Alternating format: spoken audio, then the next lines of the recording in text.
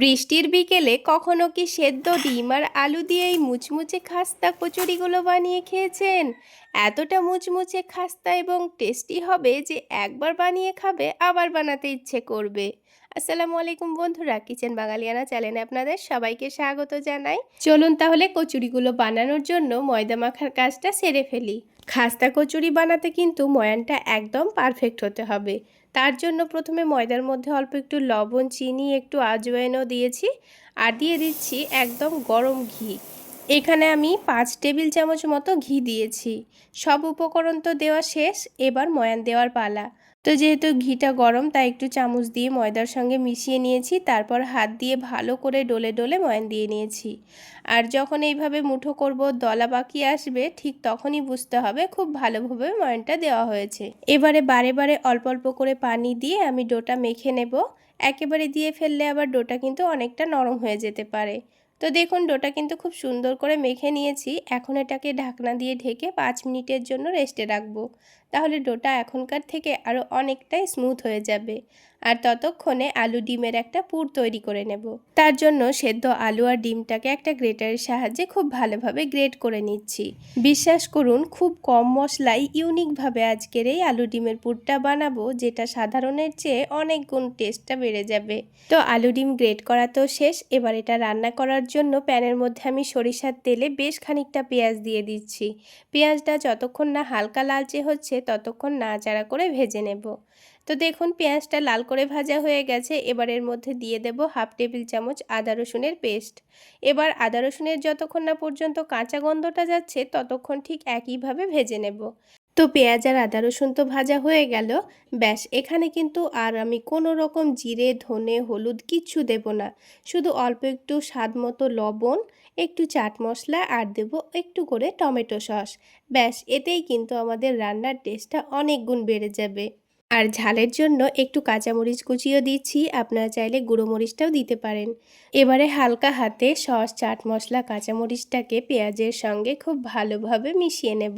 মশলার দারুণ একটা গন্ধ বেরোতেই আগে থেকে গ্রেট করা আলু আর ডিমটা দিয়ে দেব। এবার সব কিছুর সঙ্গে খুব ভালো করে মিশিয়ে নিতে হবে। দেখুন তো মিশিয়ে নেওয়ার সাথে সাথেই কালারটা কত সুন্দর লাগছে। তো এবার আমি পুরটাকে একটা বাটির মধ্যে তুলে নিচ্ছি। আলু ডিমের পুরটাকে ঠান্ডা করার জন্য বাটির মধ্যে নামিয়ে নিলাম। এবার আগে থেকে মেখে রাখা ময়দার ডোটাকে আবার একটু ভালো করে ডলে আগের থেকে অনেকটা সফট করে নিতে হবে। তো এবার কচুরির সাইজ অনুযায়ী লেচিগুলো কেটে নেওয়ার পালা। তার জন্য আমি এখানে একটা ছুরি নিয়েছি, দিয়ে লচিগুলোকে পিস পিস করে কেটে নিচ্ছি। দেখুন আমি কিন্তু কচুরিগুলো একদম ছোট ছোট করে বানাবো, তাই কিন্তু লেচিগুলো খুব ছোট করে কেটেছি। আপনারা আপনাদের পছন্দ মতো কেটে নেবেন। তো সবগুলো লেচি থেকে একটা একটা করে লই বানিয়ে রাখছি। আর এদিকে কিন্তু আলুর পুরটাও ঠান্ডা হয়ে গেছে। যত বড় করে লেচিগুলো কেটেছি তার থেকে ছোট ছোট করে আমি আলুর বলটা বানিয়ে নেব। দুটোকেই একসাথে নিয়ে দেখাচ্ছি। দেখুন ময়দার ডোটা থেকে আলুর বলটা কিন্তু একটু ছোট করে বানিয়েছি। তো আমি কিন্তু এখানে বলগুলো ভালোভাবে ঢুকিয়ে দিয়ে মুখটা ভালো করে মুড়ে নেব। আপনারা দেখে নিশ্চয় বুঝতে পারছেন আমি কিন্তু লেচিটাকে একটু চ্যাপটা করে নেওয়ার পর বলটা দিয়ে খুব ভালোভাবে মুড়ে নিয়েছি।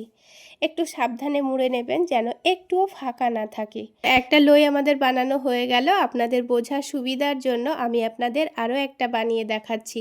তো দেখুন খুবই আলতো হাতে বলটা মধ্যেখানে দিয়ে কিন্তু চারিদিকটা খুব ভালো করে মুড়ে নিচ্ছি। এবার আসছি সিক্রেট টিপসে। তো এখানে কিন্তু সবগুলো বল বানিয়ে নেওয়ার পর অবশ্যই এটাকে 5 মিনিটের জন্য রেস্টে রাখতে হবে। কেন জানেন? চলুন বলি। এগুলো রেস্টে রাখলে কিন্তু এগুলো যখন আমরা ভাজবো তার আগে এগুলোকে একটু করে চ্যাপ্টা করে নিতে হবে। আর চ্যাপ্টা করে নেওয়ার জন্য কিন্তু রেস্টে রাখলে এটা নিজে থেকে অনেকটা নরম হয়ে যাবে আর খুব সুন্দর এটা চ্যাপ্টা করা হয়ে যাবে। তো দেখুন এটা 5 মিনিট রেস্টে রাখার পর এটা কিন্তু আলতো হাতে চাপ দিলেই খুব সুন্দর চ্যাপ্টা হয়ে যাচ্ছে। আর ভেতরে আলু ডিমের পুরটাও চারিদিকে সমানভাবে ছড়িয়ে যাবে। তো দেখুন একটা কচুরি আমাদের তৈরি করা হয়ে গেল। এইভাবে আমি প্রথমে 3টা কচুরি তৈরি করে নিয়েছি। কচুরিগুলো বানানোর আগে কিন্তু আমি তেলটা গরম করতে দিয়েছিলাম আর তেলটা হালকা গরম হয়েও গেছে। এবার আমি এখানে একটা একটা করে 3টা কচুরি দিয়ে দিয়েছি আর গ্যাসের ফ্লেমটা মিডিয়ামে রেখেছি। তারপরে এটাকে উল্টে পাল্টে ভেজে নেব। একটু সময় নিয়ে ভাজবো, তাহলে কচুরিগুলো কিন্তু অনেকটাই মুচমুচে এবং খাস্তা তৈরি হবে। তো কচুরিগুলোকে কিন্তু আমি বারবার উল্টে পাল্টে পাল্টে খুব সুন্দর কালার আসা পর্যন্ত ভেজে নিয়েছি। আর দেখুন তো দেখতে কতটা লোভনীয় লাগছে।